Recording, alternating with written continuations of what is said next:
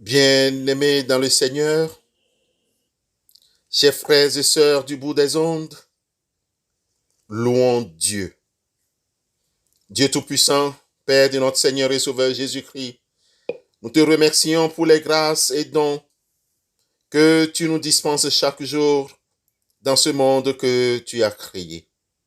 Nous t'adorons, éternel Dieu, tu nous aimes et nous sommes tes enfants. Nous te louons pour Jésus-Christ qui nous a fait entendre la bonne nouvelle du royaume. Il est et demeure cette bonne nouvelle. Nous te prions pour l'Esprit Saint. Nous te louons pour ce jour qui vient de se lever, qui nous fait entrer dans la joie de ton règne et nous te témoignons notre gratitude. Tu es le commencement et la fin. Conduis-nous au cours de cette journée. Élève-toi dans nos vies de chaque jour et guide-nous. Apprends-nous à faire ta volonté, ô Éternel, nous t'en supplions, par l'amour de ton Fils Jésus-Christ, bien-aimé et notre Sauveur. Amen.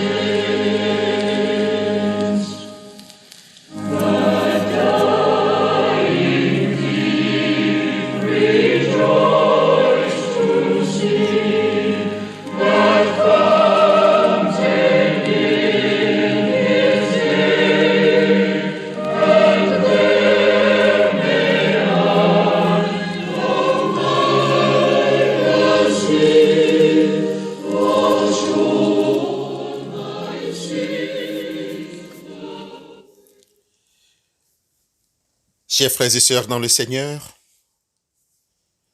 c'est le moment où nous allons lire le texte. Ce texte est tiré dans l'Ancien Testament au livre de Habakkuk, chapitre 1, les 11 premiers versets. Habakkuk 1, 1 à 11. Là, il est écrit: Oracle révélé à Habakkuk le prophète. Jusque à quand, ô Éternel, j'ai crié et tu ne m'écoutes pas? J'ai crié vers toi à la violence et tu ne secours pas. Pourquoi me fais-tu voir l'iniquité et contemples-tu l'injustice? Pourquoi l'oppression et la violence sont-elles devant moi? Il y a des querelles et la discorde s'élève. Aussi, la loi n'a point de vie, la justice n'a point de force, car le méchant triomphe du juste et l'on rend des jugements iniques. Jetez les yeux parmi les nations, regardez et soyez saisis d'étonnement, d'épouvante. Car je vais faire en vos jours une œuvre que vous ne croiriez pas si on la racontait. Voici, je vais susciter les Chaldéens, peuple furibond et impétueux, qui traverse de vastes étendues de pays, pour s'emparer de demeures qui ne sont pas à lui. Il est terrible et formidable. De lui seul viennent son droit et sa grandeur. Ses chevaux sont plus rapides que les léopards, plus agiles que les loups du soir, et ses cavaliers s'avancent avec orgueil. Ses cavaliers arrivent de loin. Ils volent comme l'aigle qui fond sur sa proie. Tout ce peuple vient pour se livrer au pillage. Ses regards avides se portent en avant et il assemble des prisonniers comme du sable. Il se moque des rois et les princes font l'objet de ses railleries. Il se rit de toutes les forteresses.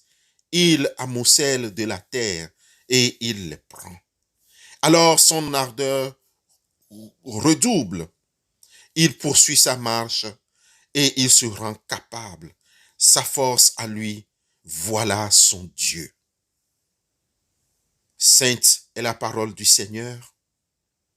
Éternel Dieu, sanctifie-nous par ta parole. Amen.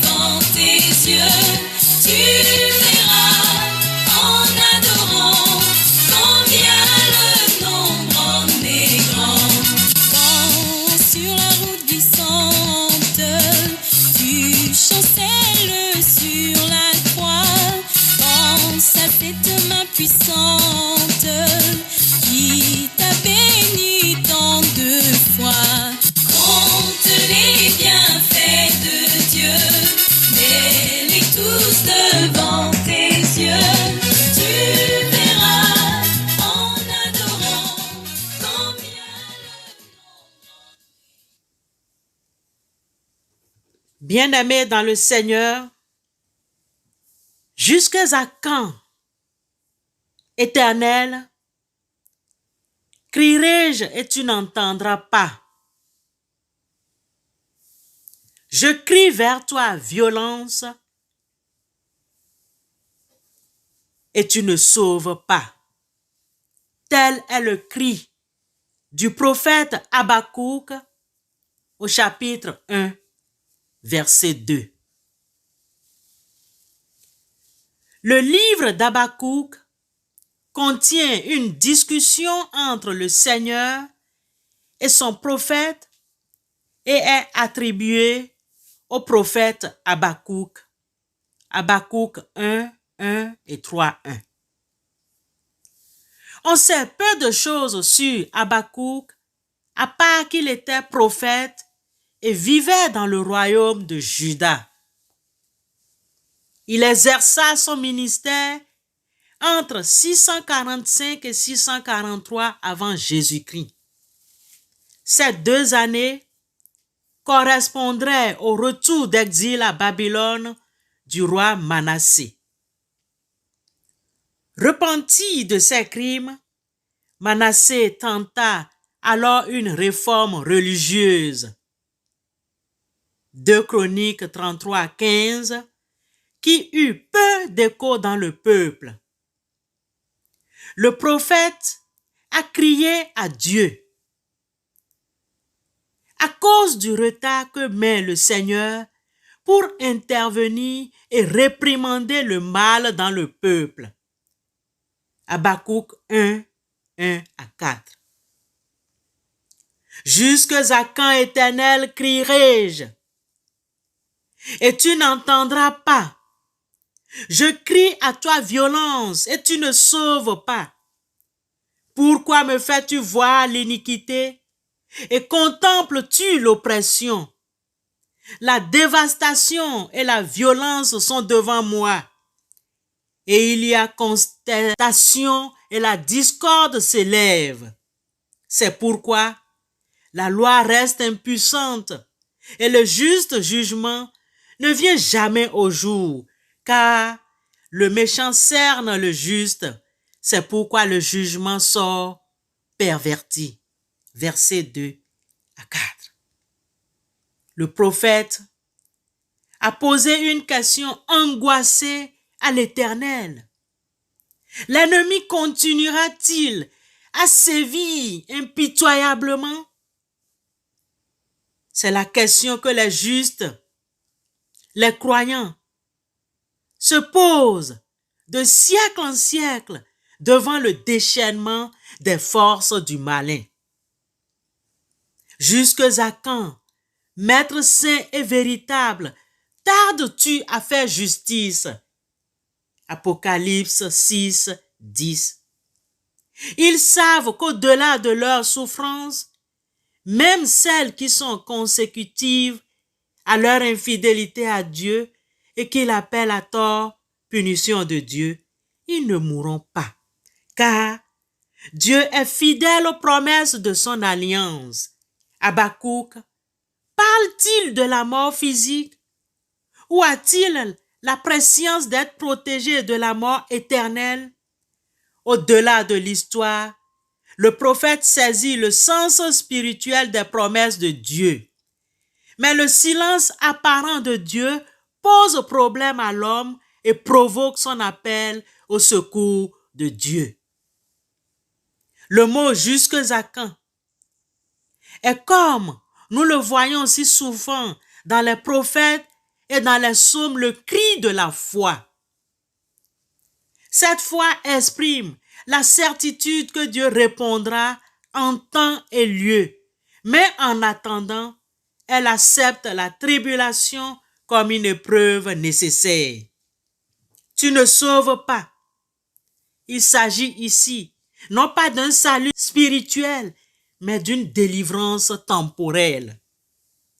L'âme angoissée voudrait voir la paix rétablie, les violents jugés et supprimés. La violence est là sous nos yeux et Dieu ne répond pas. C'est ce que nous vivons parfois.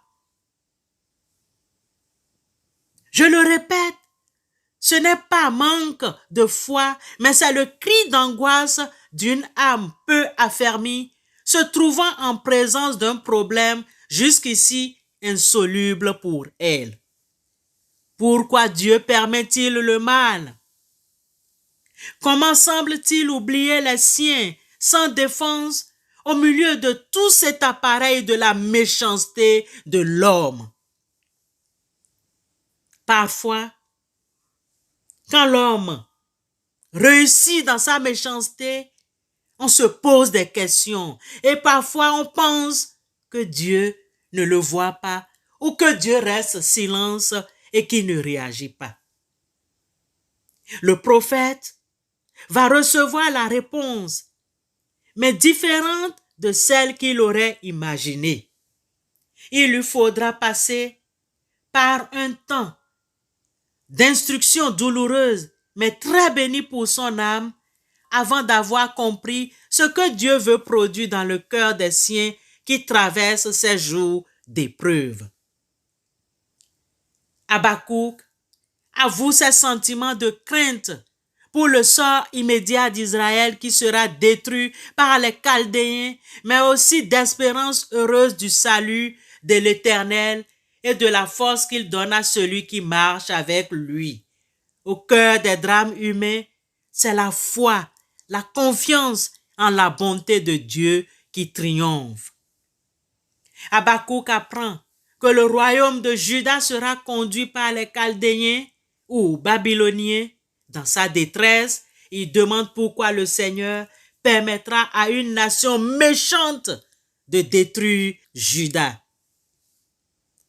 Chers frères et sœurs, bien-aimés dans le Seigneur, pour nous les humains, il arrive des moments où nous voyons que le méchant réussit dans sa méchanceté et pensons que Dieu reste dans le silence et n'intervient pas pour nous venir au secours.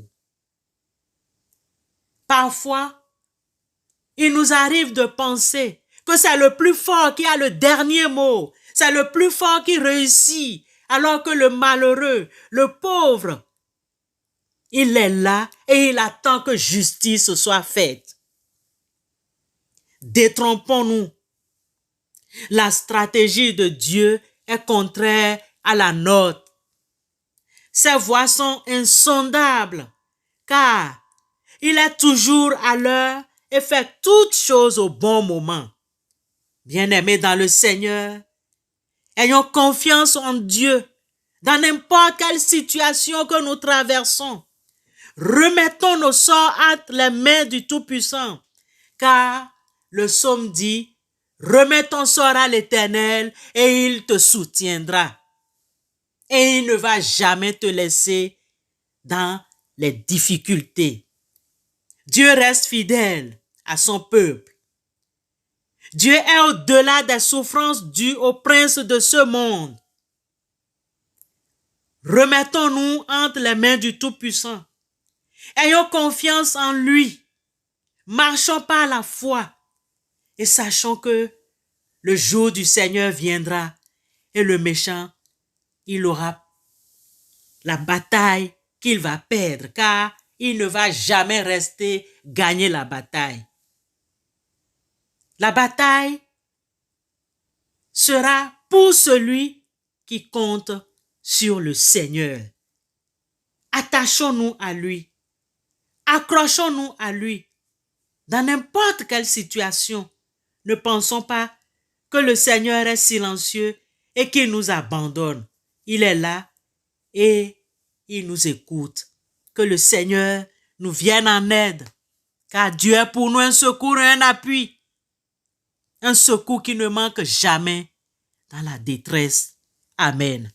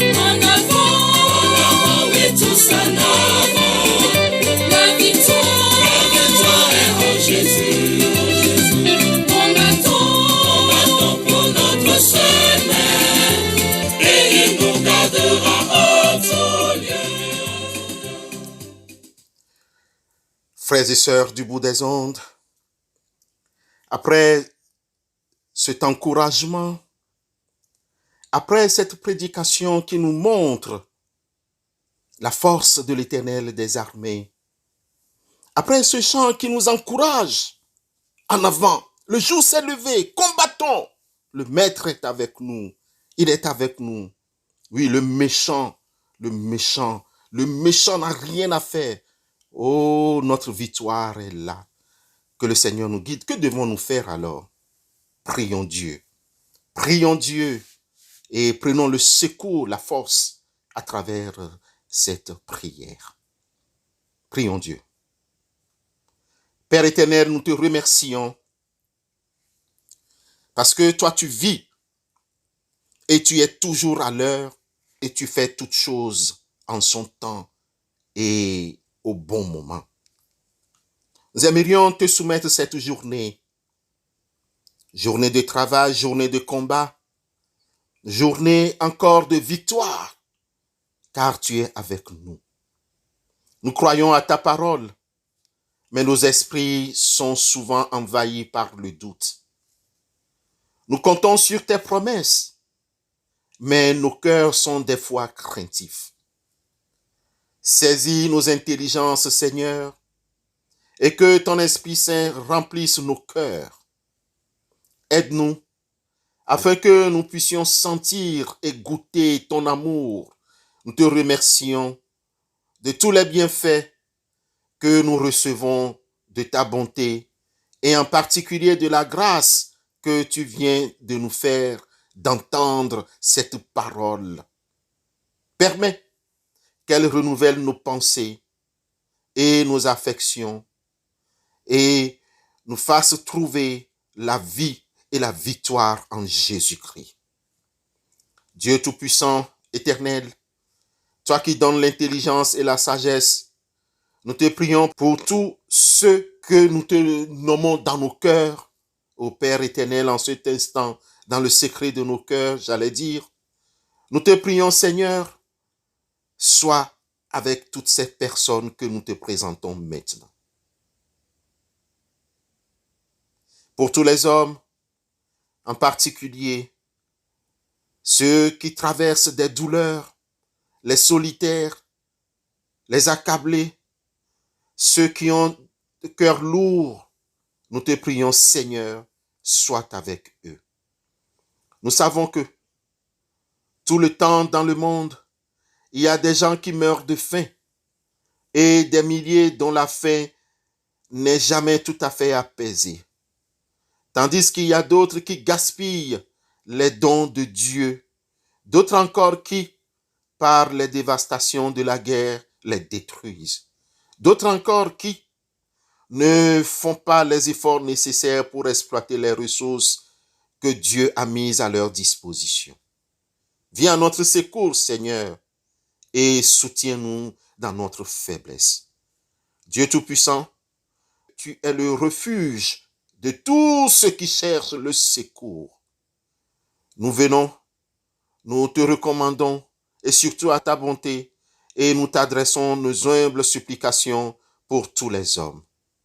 Et, puisque ton Fils a accepté de souffrir pour nous, permets à ceux qui passent par l'épreuve de trouver en lui le courage et la force. Envoie-leur ton esprit consolateur pour qu'ils découvrent la bénédiction que tu places auprès de chacune de nos douleurs.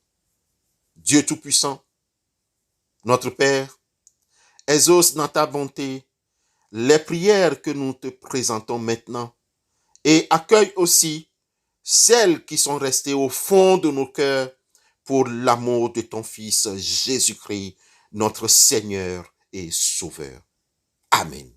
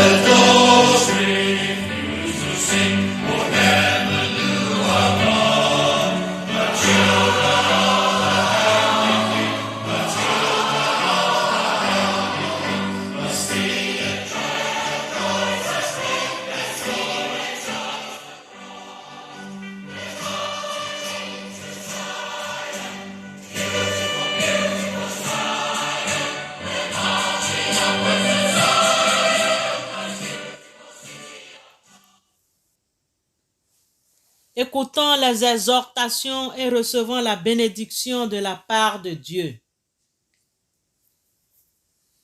Au reste, fortifiez-vous dans le Seigneur et par sa force toute puissante, revêtez-vous de toutes les armes de Dieu afin de pouvoir tenir ferme contre les ruses du diable. Tenez donc ferme. Ayez à vos reins la vérité pour ceinture. Revêtez la cuirasse de la justice. Que le Dieu de paix soit avec vous et que notre Seigneur Jésus-Christ, le Tout-Puissant, vous remplisse de son amour, de sa grâce, de sa bonté, maintenant et dans les siècles des siècles. Amen. Bonne journée et que le Seigneur vous bénisse abondamment.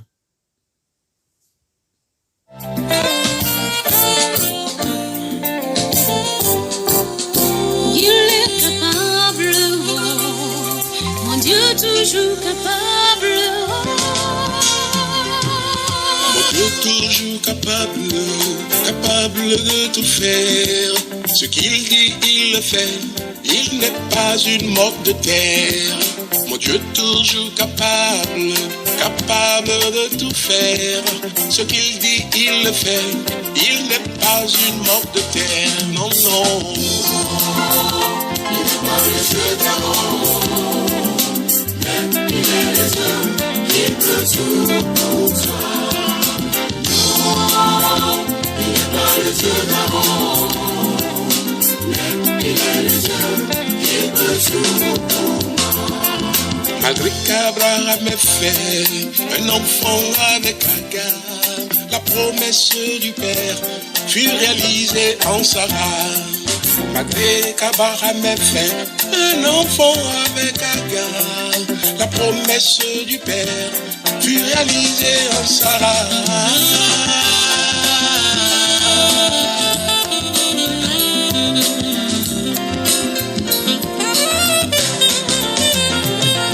Si Dieu te fait la promesse de te bénir, oh mon frère, espère toujours en lui, jamais il ne se renie. Si Dieu te fait la promesse de te bénir, oh ma sœur, espère toujours en lui, jamais il ne se renie.